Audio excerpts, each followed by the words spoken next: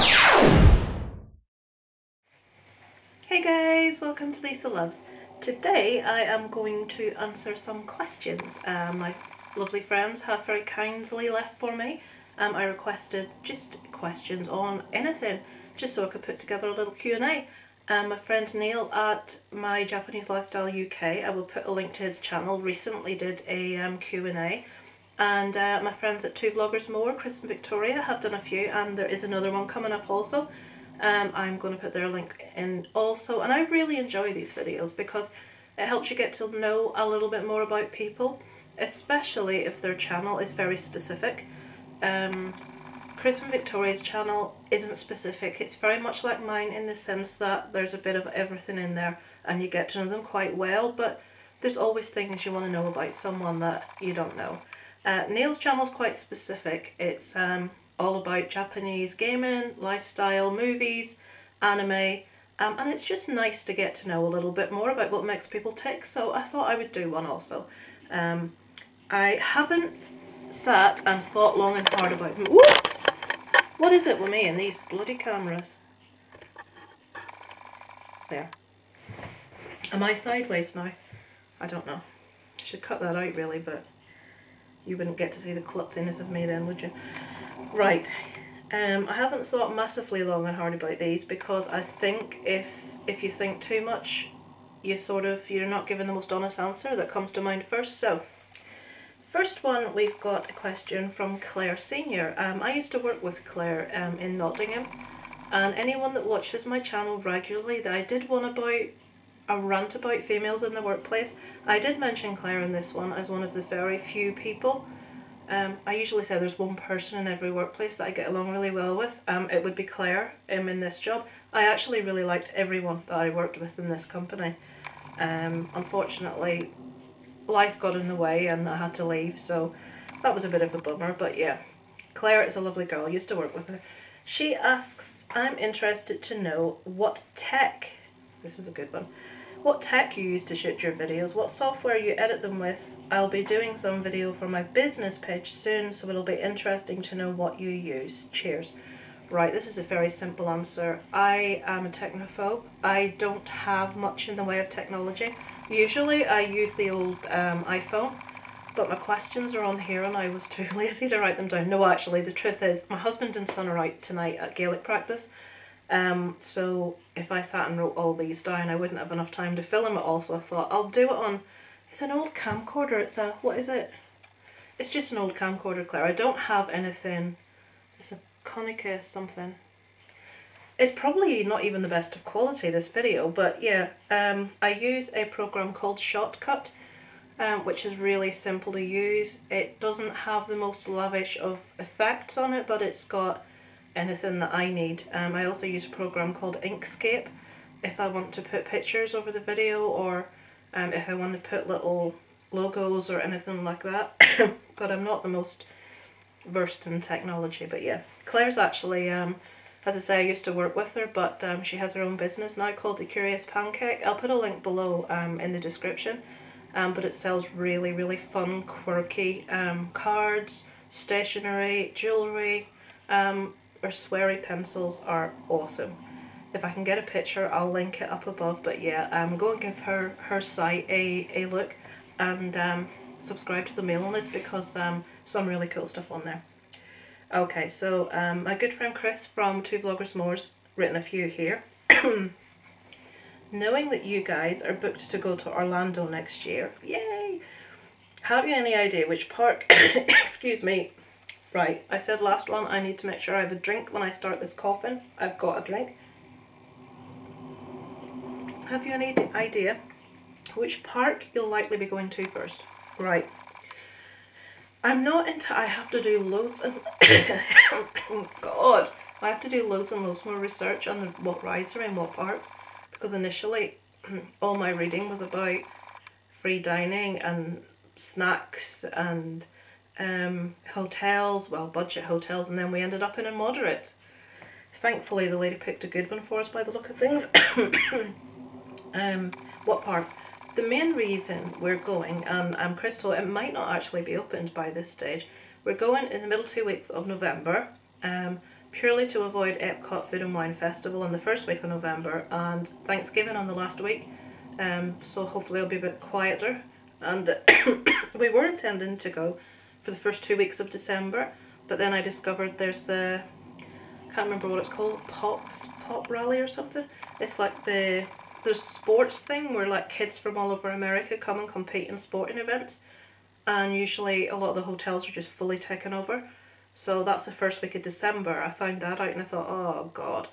And then the middle 2 weeks of December we're leaving it a bit too close to Christmas, so that wasn't a question I was asked, but there, yeah, so we're going in the middle 2 weeks of November, and so is Chris and Victoria, yay, they're going week 1, 2 and 3, so hopefully we'll meet up with them at some stage and do something. That'll be really nice. I think Isaac will be a bit starstruck, as he likes to watch them on telly. So yeah, which park? Darren and Isaac, excuse me, are desperate to go to Galaxy's Edge, if it is open. So if that's open, Hollywood Studios is probably going to be stop number 1 to go to that. I want to go everywhere. I want to go to Universal. We'll probably only spend a couple of days at Universal because the tickets we've got in the booking are the Disney parks, and to be honest we can't really afford to like get loads more like tickets for Universal and that, so I'll be keeping a really close eye on deals. If anybody knows of any really good deals for Universal, that would be really good. The main thing I think we want to go there for is the Harry Potter Diagon Alley. I'm sorry, I'm going to have a drink again.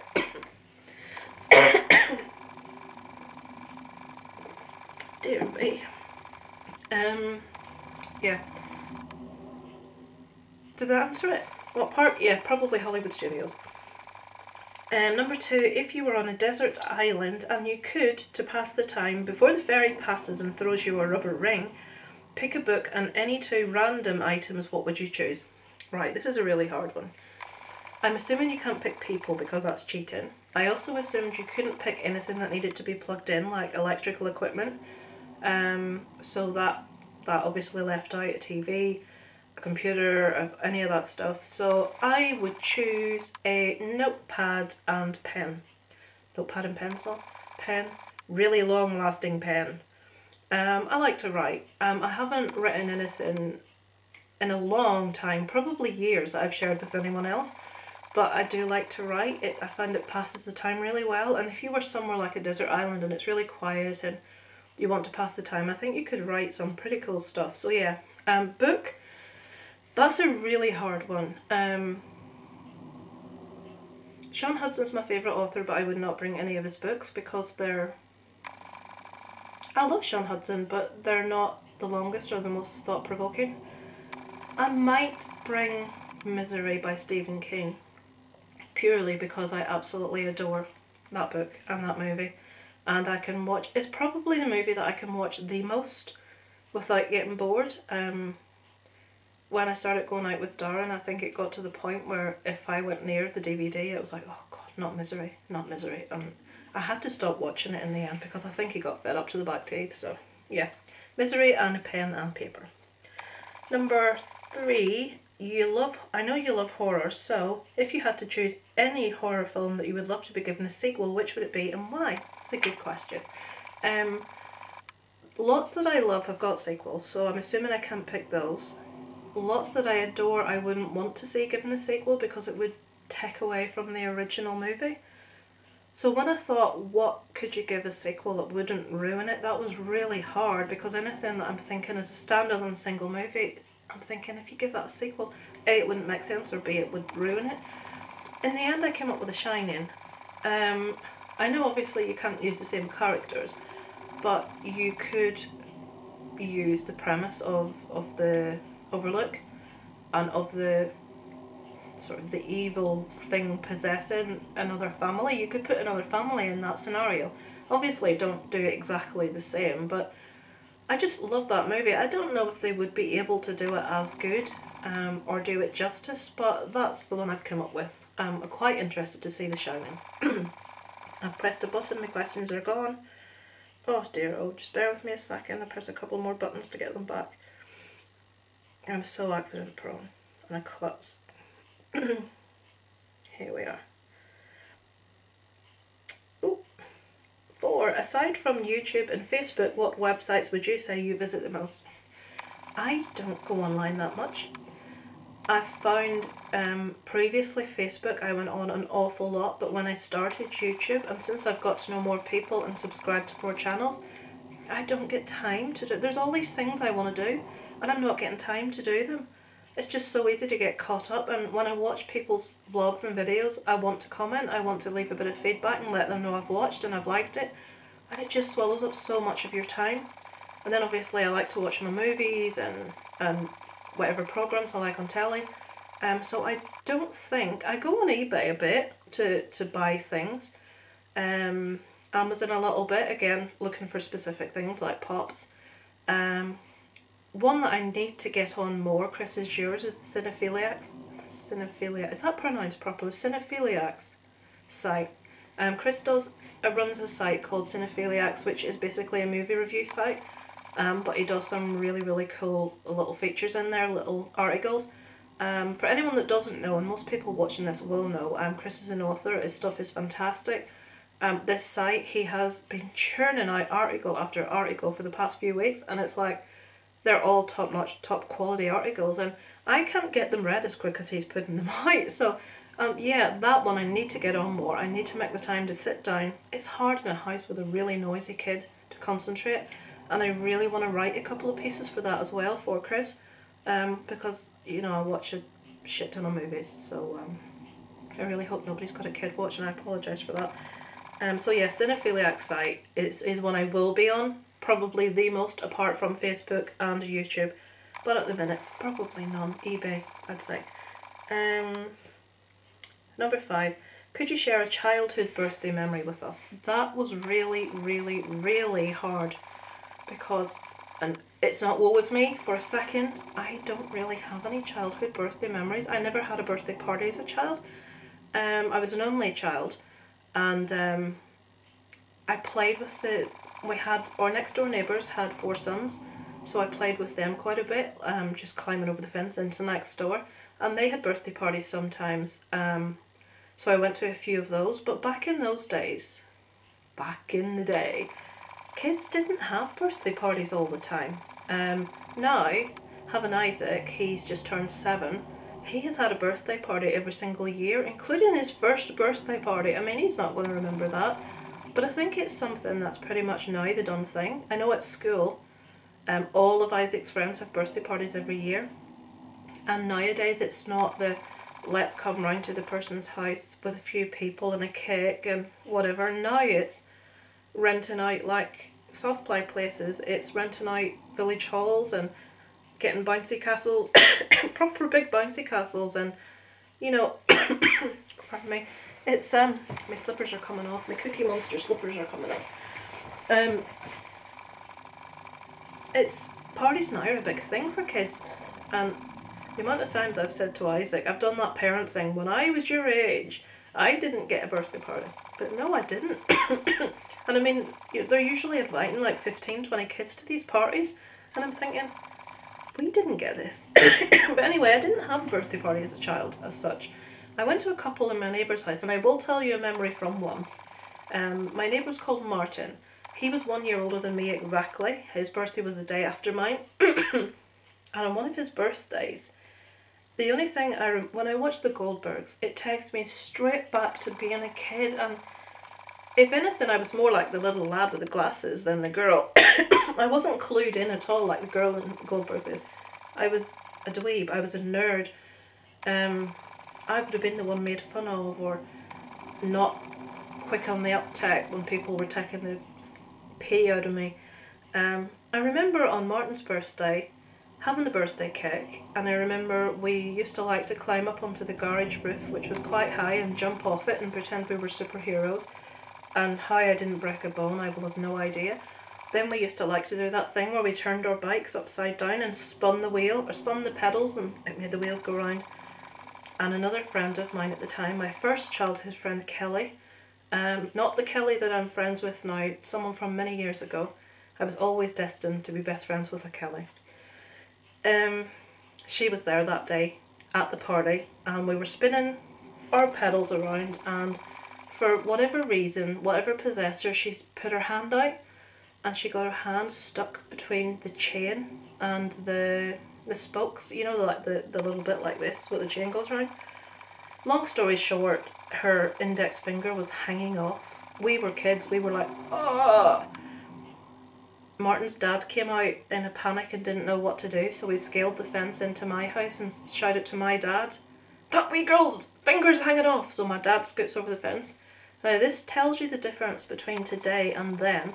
My dad and Martin's dad walked Kelly to A&E, which was about a 15-minute walk away. They walked this little girl to A&E with her finger hanging off. I mean, now people would be calling ambulances. But he said she was a trooper. They made her laugh. They had wrapped her. It was stitched back on. She was fine. It was just hanging on by a little bit, and that stands out to me as the most prevalent birthday memory of my childhood. It wasn't my birthday, but that one, yeah. Probably wasn't what you were expecting, was it? Lamont. This is the horror miser Monty G from YouTube. Lovely man, really, really nice man. How did you get into horror and how did you come up with your YouTube channel?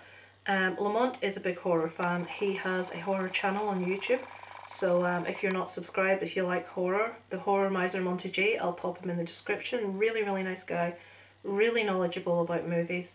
Does really good reviews. Doesn't spoiler them. So yeah, really nice guy. I got into horror as a child. My dad was a massive Stephen King fan. I remember us getting the old top loader VCR machine player, and the first movie we rented from the local video store was Silver Bullet, so we watched that. And the ones that I can remember as a child my dad coming home with was Pet Sematary, Christine, Cujo, Maximum Overdrive, The Fly, Poltergeist. Oh my god, that film. What was that? I should slow that down, that was very attractive. Poltergeist frightened me more than any other film in my childhood. I apologise, medicinal purposes. It's not alcohol, I just needed a drink. Yeah, so I think because my dad watched so much of it, I watched a lot of it. Most of it I don't remember because it's just the sheer amount of movies that I watched as a child. And my dad's brother, he used to do a thing, I don't know if you use the expression anywhere else, bounce a videotape, which basically means pirate a videotape. I was a child, nothing to do with me.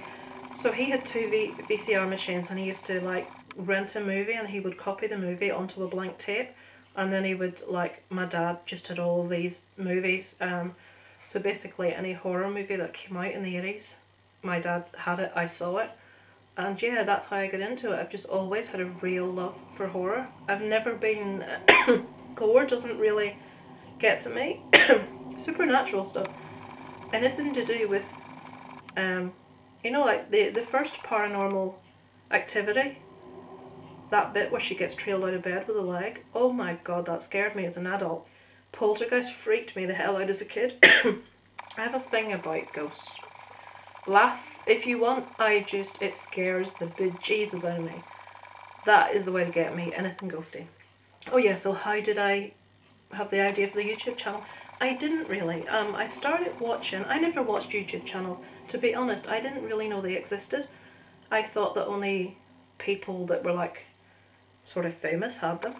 It was only upon seeing Chris and Victoria's. I've been friends with Chris for about 13 years online. We've never actually met. Hopefully we will next year at Disney. And him and Victoria relaunched their vlog, Two Vloggers More, and I started watching it just before Christmas. I love Christmas, and they did a thing called Vlogmas, which is the vlog every day coming up to Christmas, and I loved it. And I loved that little peek into their life, and it's helped me, I feel, get a lot closer to them as people and get to know them, and just that little glimpse into their life. And I really liked seeing what they were doing, and, you know, I don't know, I just really, really liked watching it, and I toyed with the idea of doing it.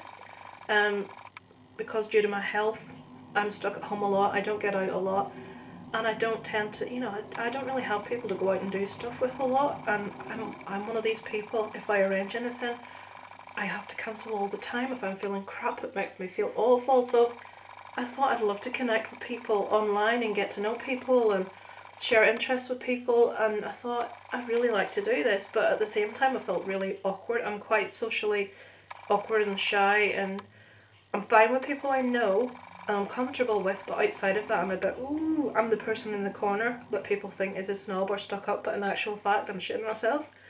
I just decided to do it because I loved Chris and Victoria's channel so much. I just wanted to do it too. I wanted to go. So yeah, that's how I got into it, and that's why it's a little bit of everything. It's become lately probably more horror focused as I've got to know people in the horror community on YouTube like yourself, Lamont. Just such lovely, genuine, decent, nice people, and you can get a real conversation, a real flow going with them, and it's just been really nice. So yeah, that's how, I don't know what the hell I've got. Look what's on my phone. I wasn't on that site. There we are. I don't know how We're Going to Disney came up. I've lost my page again. I do apologise. It's now on Sarah's site. Here we go. I'll get in via Kelly's comment view post. Right, so that was Lamont's question. I apologise, guys. Sarah has a channel called Pixie Dust, mostly Disney orientated, but also herself and her husband, who has a channel called 3 Times a Gamer. They do a lot of let's play, like gameplay videos, and they've done one, is it Far Cry 5? They've done excerpts of recently, and that game looks just amazing. I really want to play it. So yeah, their channel's great. If you like Disney, hop over to Sarah. If you like games, Sarah and her husband both great channels. So Sarah has asked, have you got any phobias? Yes. My son makes fun of me for my phobias. I am frightened of heights. I didn't used to be scared of heights. I think, I can't really pinpoint what did it. I remember as a child going on a Ferris wheel with my dad, and when we stopped at the top to let people off the bottom, I was rocking it back and forwards, and my mum told me my dad was absolutely terrified. His knuckles were white, hanging on. But I thought that was really funny that I saw my dad frightened. I must have been a warped child, so I did it more because it frightened him. Don't ask, I don't know why. But now as an adult, and from right back into my teens, I hate heights. I always feel really unsteady and shaky and wobbly if I'm anywhere that's got a big drop. I think when I went to school, when I went to Austria with school, in secondary school, I would have been about 15, 16. They took us up on these things, a bit like ski lifts, but not. You know those swings that you go on at fun fairs, where like a carousel goes round and the swings all go out on the side? They're on like a chain, and you've just got a little chain across the front. They put us on something like this, and we went up into the mountains, like something you would think you would go up in a cable car. And I looked down and I thought to myself, if I fall out of this thing, I'm dead. And the only thing that was holding me in was this little chain. And it was like ridiculous. When I look back now as a parent, I think, is it any wonder you're always seeing these things on the news with kids getting killed on school trips? It was absolutely terrifying. But I think I was scared of heights before that point. But that really stands out in my brain. Heights, wasps. That one's stupid. I've been stung 3 times. One was inside my nightdress, and I put it on and leaned back against my pillow. It wasn't the poor bee's fault, but it got me on the back. I knelt on one as a child by accident that I didn't see. And the other one was the neighbours that I spoke about previously. Thought it would be great fun to throw a stone at a wasp's nest, and they came out in a big flurry, and one got me on the inside of my wrist. Yeah, so I am a bit twitchy about bees. Not bees, I don't mind furry, no actually, furry bees make me run as well. But I know that's stupid and people laugh at me, and I emit screeches that dogs can hear for miles around. But yeah, bees and heights, snakes, the beady eyes and the pointy nose. Scared of snakes as well. What a wuss. Those are the only 3 I can think of. Bees, snakes and heights. Public speaking. Oh, that's awful. It's terrible. When I was a kid, I used to love to read, so I was quite a good reader. I was usually picked in class to read if the teacher wanted to hurry it up a bit. All of a sudden, somewhere in my teens in secondary school, out of nowhere, and I still can't explain this, even if a teacher asked me to read from a book in class, I started to get this thing where I couldn't speak. I would go really short of breath. I could feel my heart hammering in my throat. I would keep coughing to cover it, which is not what I'm doing now. I've got a virus. But yeah, I developed this real fear. I couldn't like stand up in front of people and talk. I used to like concoct excuses as to where I had to be if I thought I had to stand up in front of the class and talk. At one stage, when it was dropped on me unexpectedly in English literature class, I faked being sick. I mean, the idea of standing up in front of a group of people and speaking physically makes me want to vomit. It terrifies me. It still does. But that started all of a sudden as a teenager, and I don't know why. I've always been, as a child I was painfully shy, as a teenager I was painfully shy and awkward. But that was really odd. That just came about overnight. Don't know why. Have you been abroad? Yes, a few times. Not very often. With school we went to Austria and France. Austria I absolutely adored. I really want to go back. I loved it. Everything about it. The food, the people, the scenery, everything. And Germany. German was my favourite subject excuse me, at school. So yeah, that trip was just magical. France, we had a really bad experience in France. It was a youth hostel. The lift was terrifying because it kept breaking down.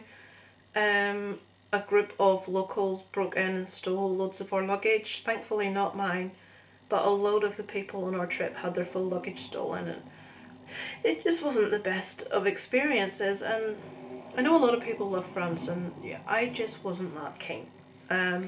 Maybe it was just the experience. I was only 14, so wasn't that keen. Prague I've been to quite a few times. I adore Prague. It's where me and my husband got engaged. I went there with a group of friends quite a few years ago. Absolutely brilliant. Love the place. I really want to go to Canada. I would love to go to Japan. And I've always wanted to go to America, so I'm doing that one next year, finally. But I'd love to go to New York. Just the touristy stuff, you know, the typical, the Empire State Building. I want to do the Sex and the City tour, you know, just the really boring touristy stuff. So yeah, that's the only places I've been. Germany, France, Prague, and we went over the border into Italy for a day as well. And I've pressed out of... Hang on. Sorry about this, guys. Who's your favourite... So another question from Sarah. Who is your favourite superhero? Deadpool. By a country mile. It's just... I love the humour of it. I just love the injection of humour. I love the fact he doesn't take himself seriously at all. I love the fact you have a really handsome, gorgeous man that isn't, you know, it just isn't. You take things like Thor and Aquaman, and a load of them, it's very much concentrates on, hey, look at me, you know, they're unlike Wonder Woman, she's beautiful. And I love the fact that Deadpool isn't about that. And just, I think, and his name's not coming to me. Why is his name not coming to me? The actor that plays Deadpool, Ryan Reynolds. He just, his personality is just, for that role, perfect. I have read in quite a few places he's quite similar to the personality that he plays in the movie. I just love him. I love the humour. I love the fact that it's not all about, hey, look at me. It's brilliant. I like Ant-Man as well. Just as a little side note, I like Iron Man as well. Yeah. Favourite band? There's two. If you're talking that has ever been in the world, Queen. If you're talking people that are still alive, Backyard Babies. And when Freddie died, I was 14, and I thought I would never ever have a favourite band again in my lifetime. And that was true right up until I was about 26, 25, 26. So 11 or 12 years I was mourning the loss of Freddie and Queen, and then Backyard Baby. discovered them, and just something about the band really, really connected with me. Backyard Babies are a band that you really need to see live. It's what Darren said from a person's opinion that wasn't really a fan before. They don't sound the same on album.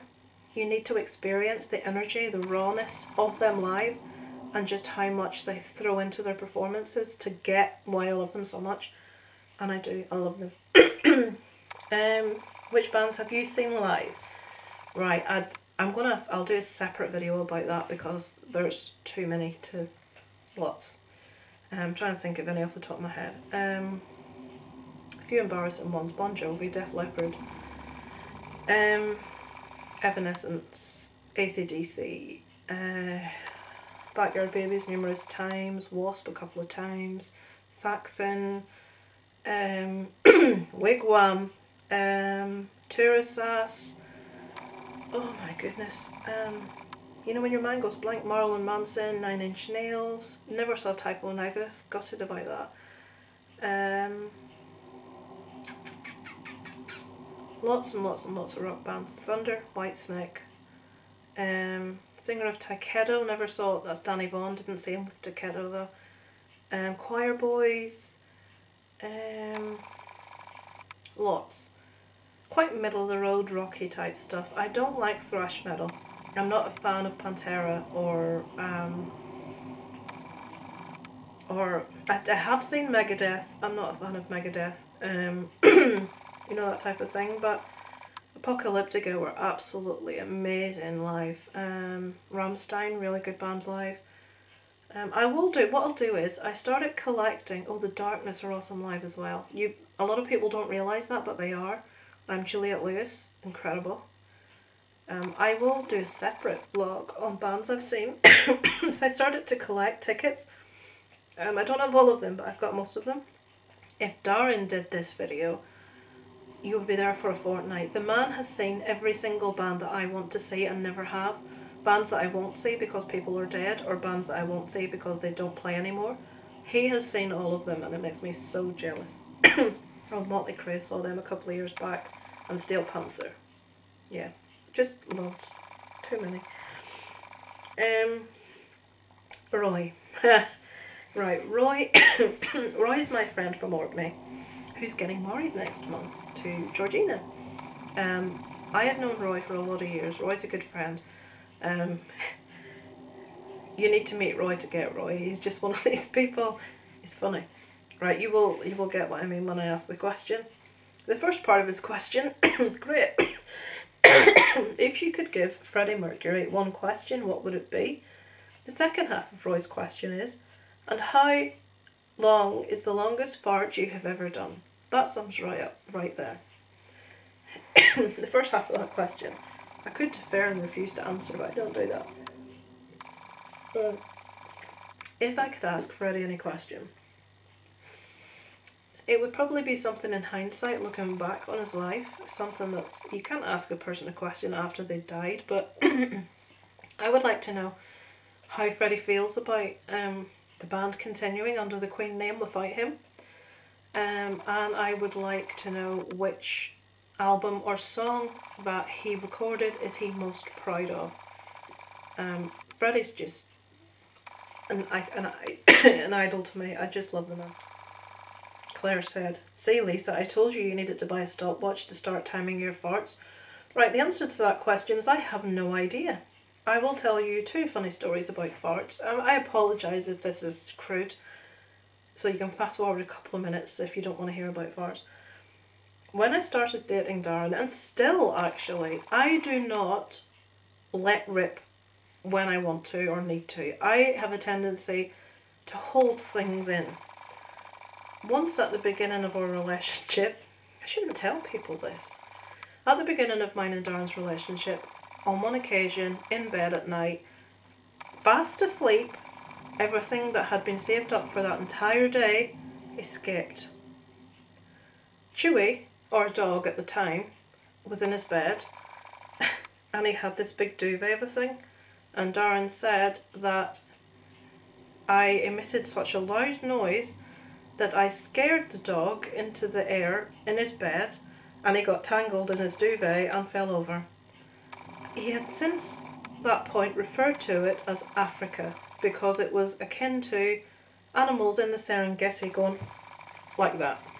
So yeah. What's the longest fart I've ever done? I don't know. What's the widest? That one. But the second story is my husband. It would be right just to embarrass him back. My husband is obsessed with flatulence. Anything around the area he finds funny. He once recorded himself farting. I think it was up near the 20 seconds. And he recorded himself and thought this was the funniest and best thing since sliced bread. Not only did he record himself, he actually went around saying to friends of ours, "Wait, do you hear this?" And he would put it up to their ear. And they would go, "Did you hear the change of pitch?" And I'm thinking, oh my God, this man. I would imagine, Kelly, if you're watching this, you can verify that below because you would have been one of the people that he done that to. Roy also. You're as bad as he is, so I don't know why I'm saying Roy. What is it about men and farts? I don't know. But yeah, bet you thought I wouldn't answer that, Roy. Right, my husband has asked me one question. How do you feel about May and Taylor continuing to tour under the name Queen? He's asked me that because he knows just how I feel about that. I'm not happy about that.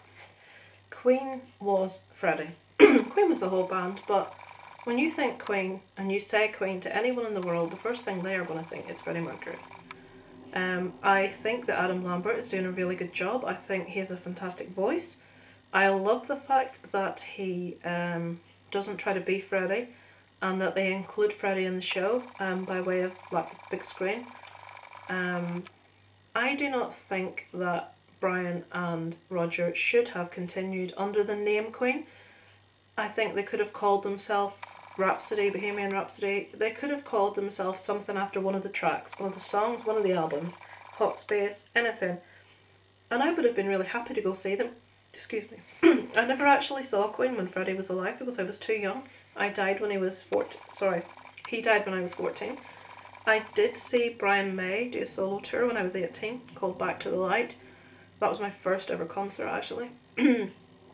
But no, I do not think they should have toured under that name. I don't agree with that. I think it's disrespectful.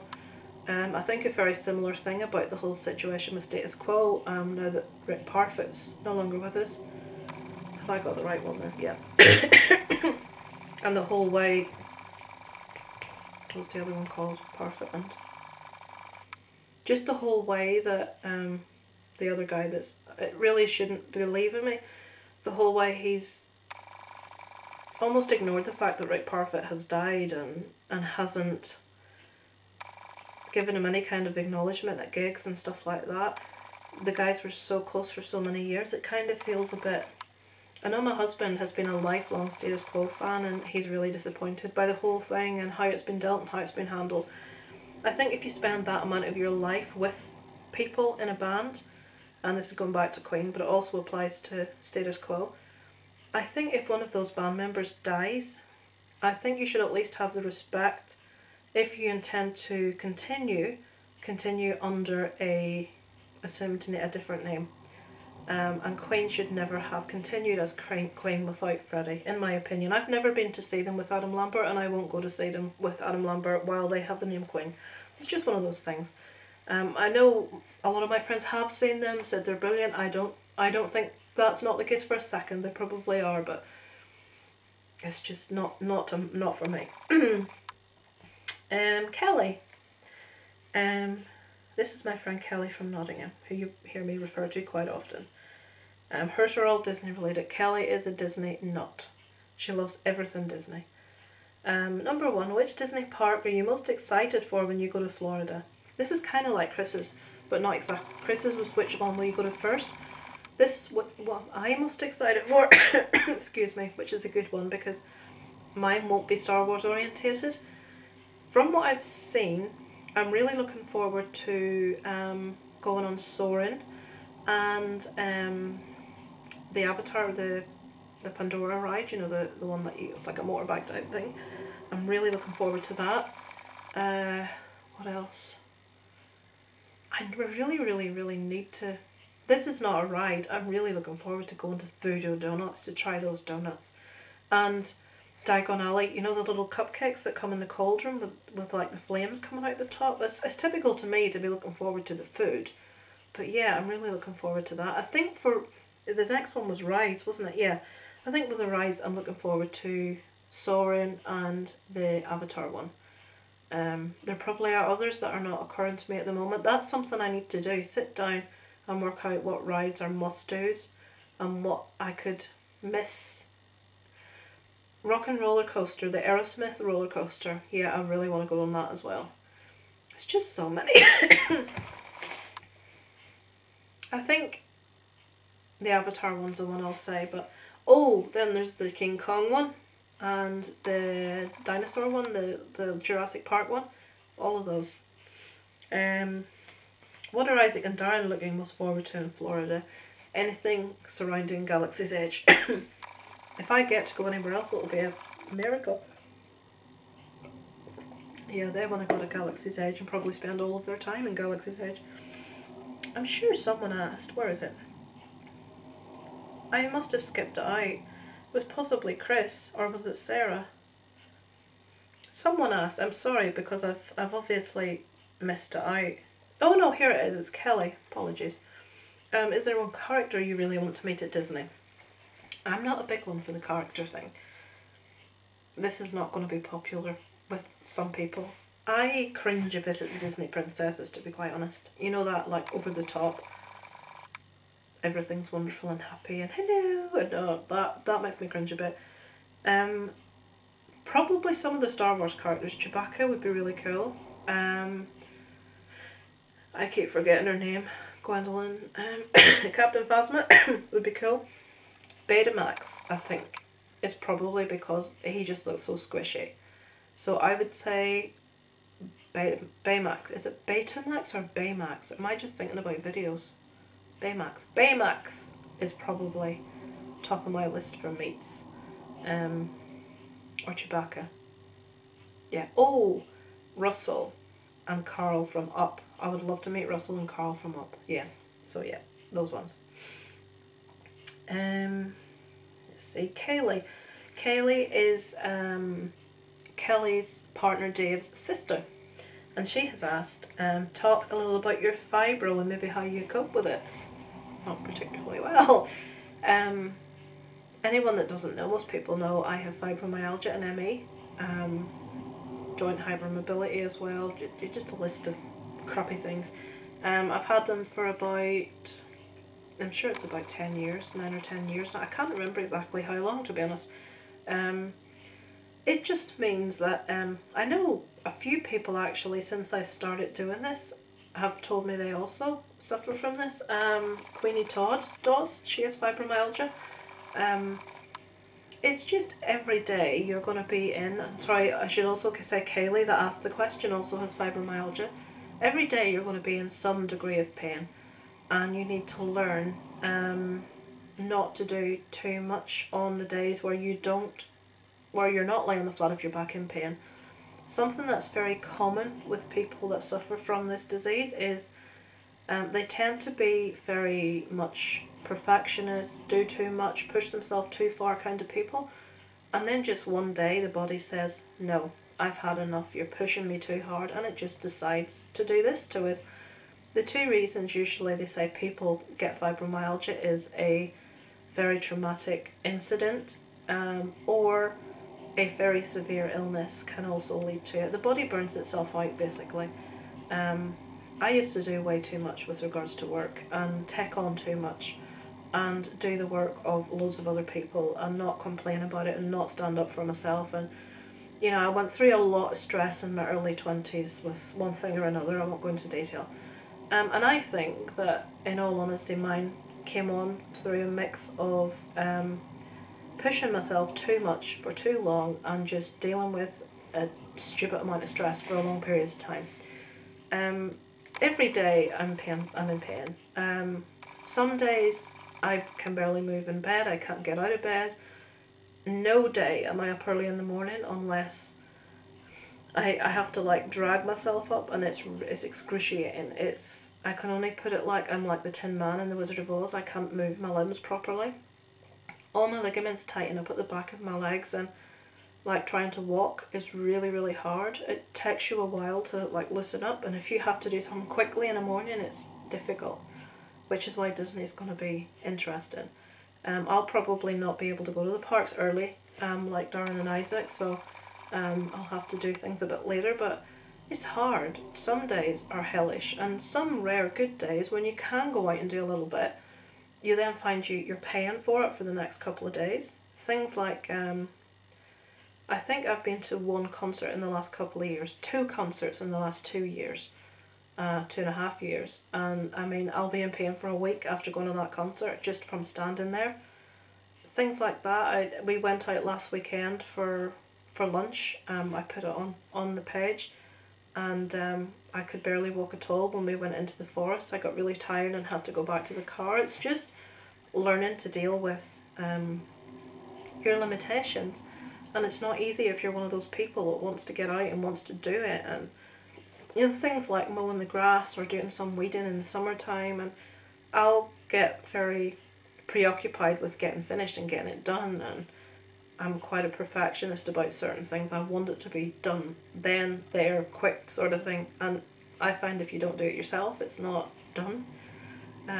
You get tired. I get tired of always like asking my husband to do everything. I feel bad saying, can you do this, can you do that? So sometimes I will try and do it myself, and inevitably I will lay myself up for a week afterwards. So that's the hardest thing about it, is it's just your limitations are so vast, and things that other people take for granted, like going out with their friends, going out for a night dancing, going to Disney, going to the parks, having a fun day out, walking around for an entire day, carrying shopping bags, any of those things. If I'm capable of doing those, which a lot of days I'm not, I will suffer for a long, long time afterwards. And then when you add ME on top of fibro, it's just total and utter exhaustion all of the time. It's difficult.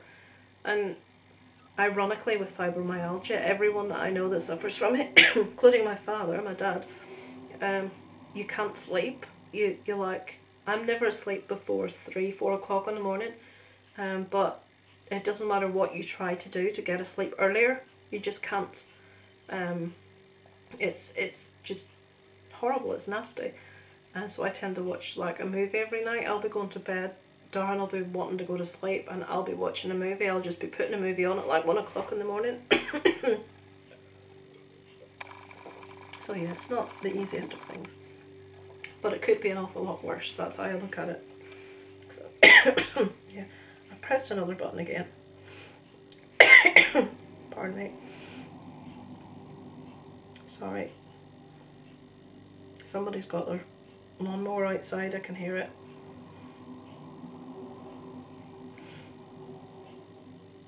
Just one left. My husband's. Again, I'm convinced my husband's just asked me questions to get me ranting about stuff. Should film companies forego strong gore and violence in horror films purely to widen age pool of potential cinemagoers, or stick to the old-fashioned X, red triangle, or pre-certificate productions? To quote Alice, I'm 18. Right, I like a horror movie to be what it says it is on the tin, a horror movie. I can understand a lot of companies want to make more money, therefore they want to lower the certificate on the horror movie to bring in a wider audience. Recently I went to see A Quiet Place. I think that was a 15, was that a 12? It wasn't an 18, you know, it was a really good movie. Poltergeist, as far as I'm aware, was not an 18. That was really scary. I think I know what it means, the gore movies. I think we still need, you know, the Freddys and the Jasons and the Michaels, and we need the gore movies. We need that sort of, and the Saws. They should still make proper horror films for adults, because the community out there is massive of people that love these movies. Things like An American Werewolf in London. You need the brutality. I think in some cases, I know a lot of people won't agree with this. I think in some cases it's taken too far with regards to certain subject matter just to shock, and it's not relevant to the movie. There's one particular, just one's coming to mind. It's one of the Human Centipede movies. I think it might be the third one. You can tell me. But there's one where a woman gets in a car to escape. I think she is, correct me if I'm wrong here, I think she's pregnant. She delivers the baby in the car. The baby falls into the footwell of the car and underneath the pedals, and I think she crushes it underneath the accelerator or something. To me, that's too much. It's not relevant in the story. It doesn't add to the story. I know a lot of people say there isn't such a thing as too much when it comes to horror. I suppose it's very individual. For me, there's too much. There's a movie called A Serbian Film, which a couple of people I know have seen, and have given. I have said it's difficult, and I pressed someone to tell me, well, what do you mean? Why would, you know, what is it that's so bad? Because I've seen a lot of bad stuff in movies, but there is a particular scene in A Serbian Film. I'm not even going to tell you what it is because it's grotesque. I haven't seen it. I don't want to see it. I've just had the scene described to me. Someone else has said since that the actual bit that I had issue with isn't physically shown, but for what it is to be even stimulated, whatever the word is, no. For me, there definitely is a, what's the word, a boundary that can be crossed, and I think that did cross it. But then I've watched things like the guinea pig movies, which it's just a special effects fest, but it's pretty gross. I don't know. That's a really hard question. I think it's understandable that a lot of filmmakers want to lower certificates to make more money for their movie. It's only understandable. Perhaps they could do like director's cuts. They could do a 15 for cinema release, and when the DVD comes out they could release two versions, the 15 version, and they could have the 18 version with all the cut parts. Then they would be making money twice, really, wouldn't they? They'd make the money on the 18, they'd make the money on the cinema goers on the 15. I don't know, it's a hard question. But I think horror needs to be horrific, whatever way you achieve that. But yeah, maybe I'm just getting a bit too soft in my old age, but when you introduce certain things with babies and children that are beyond the bounds of decency, that personally for me is too much. Yeah. I don't know if that answered the question. I hope it kind of answered the question. But that's all my questions that I've got there. Thank you very much for everyone that gave me a question. Much appreciated. I hope I haven't waffled too much. I am aware that it's been quite a while because the boys are due back any minute. I'll get this up ASAP, and if there is anything else you want to know, or you want me to elaborate on anything that I've talked about, please let me know. I will probably do another video on bands that I've seen live, because there are quite a few, so I could maybe go into a bit more detail about what ones were good and what ones weren't, and which I was surprised by and which I was disappointed by. Yeah, so without further ado, I will go away and give your head peace. And it's over and out from Lisa Loves.